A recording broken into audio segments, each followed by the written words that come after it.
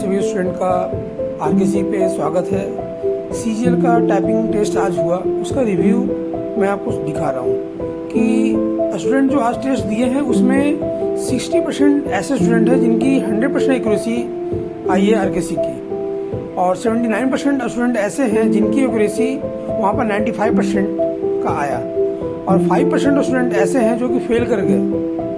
मतलब कि उनका जो ओपिनियन है कि कुछ स्टूडेंट ऐसे हैं जो कि तेज मार के अपने स्ट्रोक्स को रिपीट कर दिए, कुछ स्टूडेंट ऐसे हैं जो कि लाइन स्किप कर दिए। तो ऐसे स्टूडेंट को मैंने बार बार बोला कि वो बताए मुझे कि 11 मिनट में मैंने टाइप सर कंप्लीट कर लिया। तो भाई मेरे ऐसा क्यों, जब आपको समय बच रहा है। मैंने बार बार बोला है कि अगर समय बचता है लाइन को मिला लीजिए, सब चीज करिए। मैंने ये भी क्लियर बोला था कि कोई भी स्टूडेंट लाइन रिपीट नहीं करेगा। एसएससी कभी भी नहीं बोला है कि आप दोबारा टेस्ट मारिए, रिपीट करिए मैटर को, कभी नहीं बोलता है। तो ये सब चीज को ध्यान देना है। मैंने सुबह में भी समझाया था, पहले भी बहुत बार बोला हूँ सभी को कि ये काम कभी नहीं करना है कि रिपीट करना है, ठीक है।